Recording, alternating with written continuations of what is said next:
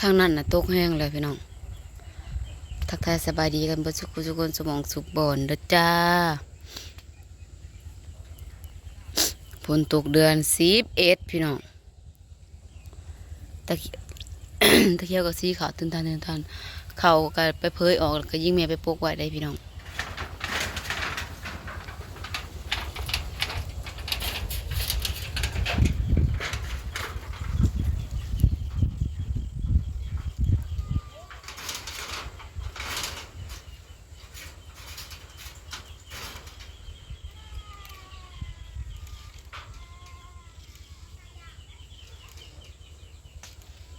เสียงพลเดวโอกนะ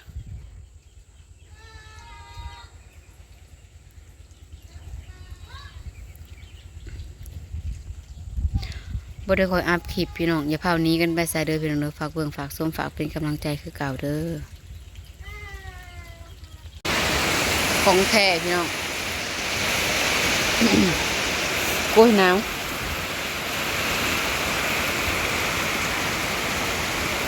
ของแท้ข้าวสุกเตรียมถงฝนตกจาก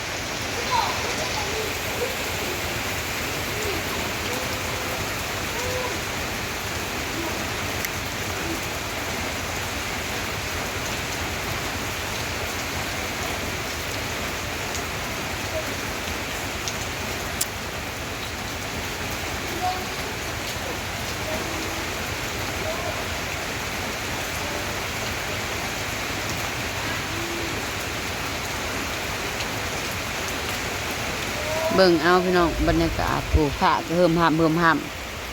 บอนแห้งกว่านี้ก็มีทางอยู่นี้มันสิบ่มักแห้งดอก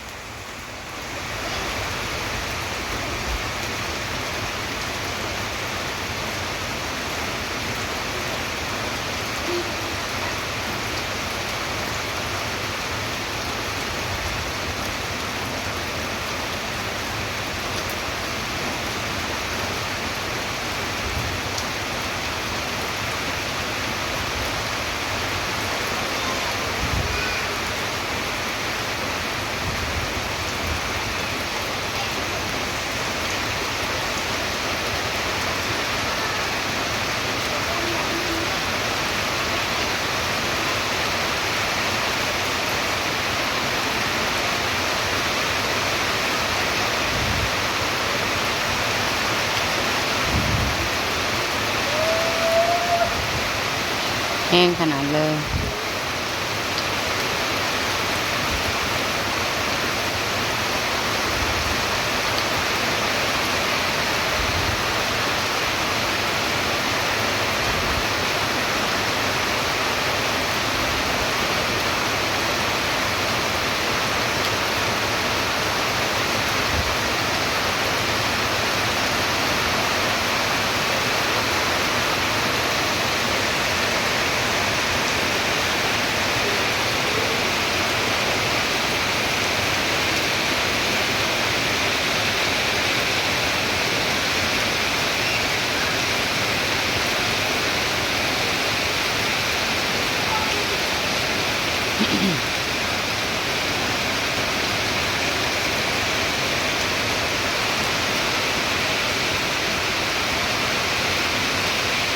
ตำนายพี่น้อง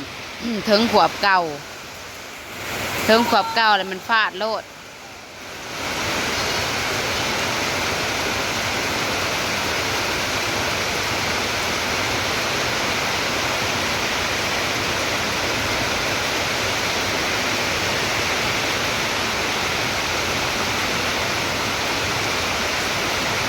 ลูกกับไข่ไปหาหมอ2 เทื่อแหละเช้านี่ก็ไปตอนแรกนี่ก็ไป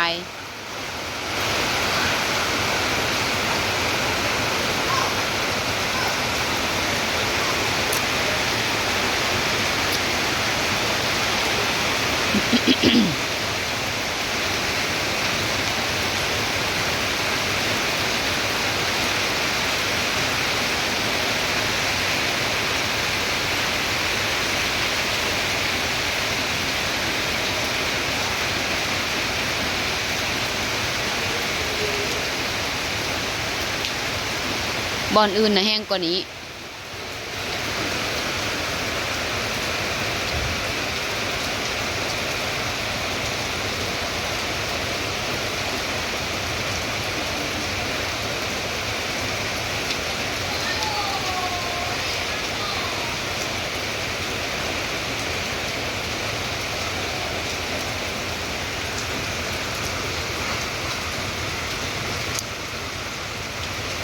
ข้าวสุกเต็มถุงพ้นผัตกโอ้ยพี่น้องข้าวสุกเต็มถุงนาพ้นผัตกแห้งลงมา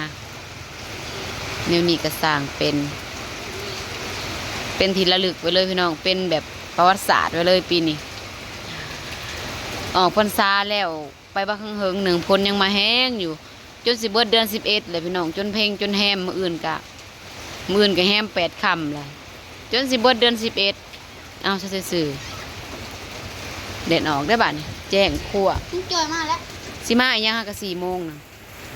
5 โมงครึ่ง6 โมงพอลุงจอยมาอยากเห็นอะไรอยากไปเอาถ่านน้ำหนักบนไปดอกคนสวยนำหวยที่สุดแหละเกี่ยวก็ยังนำหวย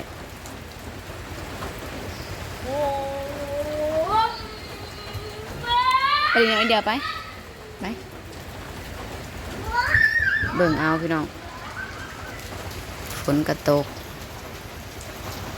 ทานดังกับเบิดเฮ้อเห็นไหนไปหายเดี๋ยวเห็นไหนไปไม่เห็นบ่เป็นไปลูกก็ทั้งไข่ทั้งไอทั้งวัดพี่น้องครบสุดคอแดงเบิด2 คนคอแดงแล้วก็ไอแล้วก็วัดไข่3-4 อย่างผสมผสานประกันไอขลวกอยู่ไข่แต่ไอแตกไอบ่แน่นตึงตังเด้บ่ได้เฮิงได้อยู่เฮานะหักแห้งกว่าว่านนี่อยู่แล้วก็เฮิงกว่าว่านนี่อยู่ว่านนี่บ่แห้งสำนีแล้วก็บ่เฮิงสำนีพี่น้องมื้อนี้มีน้ำไหลนี่สงสัยสิมาอีกบ่จักอย่าลืมเด้อฝากเบิ่งฝากชมฝากเป็นกำลังใจให้ในพี่น้องชมคลิปแต่ต้นจนจบบ่ขามโฆษณาให้เด้อพี่น้องเพื่อเพิ่มรายได้ให้แน่เฮาก็สู่โซนไปจังซั่นแหละพี่น้องสู่ไปนี่รถไทยก็ยังอยู่3-4 หมื่นบาทพี่น้องจักสิใส่วิทย์หรือบ่แค่แม่นบ่มีเงินใส่หนีแค่แม่นว่าเขาพาอยากได้แค่แม่นสิโยนรถให้เขาได้ความหวังพี่น้องความหวังที่ยังบ่วิทย์หนีเบิ่งยังอยู่2 3ยังอยู่45,000พี่น้องนี่รถไทยนะยังอยู่45,000เดี๋ยวนี้นะบ่ฮู้ยังบ่คืบหน้าเลยในการใส่นี่ออกรถมานี่จนสิฮอดปีเลยจนแล้วเขาเลยคันว่าเขาก็บ่เป็นราคาพี่น้องโดยนี่รถไทยยังบ่คืบหน้าไปใส่ยังบ่ได้คืบหน้าบ่ได้กระตืบเลยเงินเดือนผัวกับเบิดเดือนพี่น้องบ่ได้เหลือใส่หนีใส่สินไปนำเลยตะอุกยังวะหากระได้มาจมพี่น้องบ่ได้จมแต่ก็น่ะจมดุเดี๋ยวนี้ติดหนีเถิงแล้วก็กลับมาจมมันบ่ได้ไปบ่ได้มาเลยพี่น้องจักเศษจังใดเลยมางูตะกี้ว่าสิเฮ็ดหน้าขายข้าวใส่หนีบัดมันเบิ่งราคาข้าวโอ้ยขายเป็นตูนก็ยังบ่ได้ฮอด 10,000เศษจังได้พี่น้อง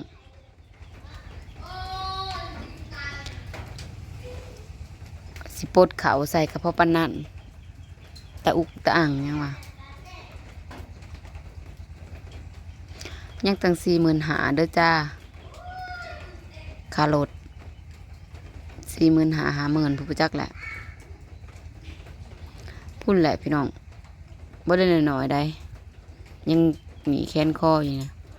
รถเป็นคันเงินตัวเอง10,000ให้คิดใส่ซั่นแหละรถไถเป็นคันเงินตัวเอง10,000 65,000เงินตัวเองน่ะ10,000 65,000 50,000 45,000 50,000พุ่นแหละยังนะใส่ไปส่วนน้อยหน่อยลิอะลอคิดเอาพี่น้องโอ้ยเจ็บหัวกับบาดเลย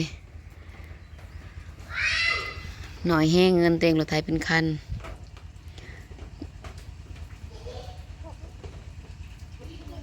แค่มันลายปะนี่ก็แค่มันว่าใส่บ่ตกบ่แตกก็สิได้เอารถให้เขายังว่าซ้ำซื้อรถให้เขาจักสิได้จักสิรูปหลายกว่าพี่น้องเงิน10,000เอามาเฮ็ดหน้าอันไทยหน้าอันนั้นเดียวหนึ่งคันบ่วิทย์นี่ก็สิเอาไปส่งเอารถไปให้เขาเอาบัดนี้เจ้าของเงินผัดอยู่กรุงเทพอันนี้เขาผัดเป็นผู้สาวบ่ทันได้สร้างครอบสร้างครัวเขาสิเอารถหยังไปเอาหยังไปเอารถไถไปหยังบัดนี้เขาก็ต้องอยากได้เงินบัดนี้ตะอุกพี่น้องผู้สาวผู้บ่าวเจ็บหัวกับบาดเลยพี่น้อง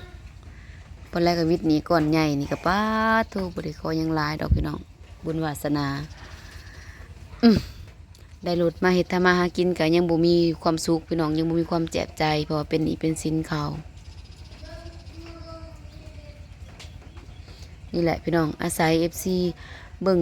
คลิปหายนี่แหละและเล็กและน้อยพอได้ใช้ได้จ่ายพอได้2-3 เดือน 2-3,000 บาทก็มาเบาผ่อนลงนำพี่น้องชมคลิปแต่จนจบบ่ขามโฆษณาเพื่อเพิ่มรายได้ให้เด้อพี่น้องเด้อขอบคุณหลาย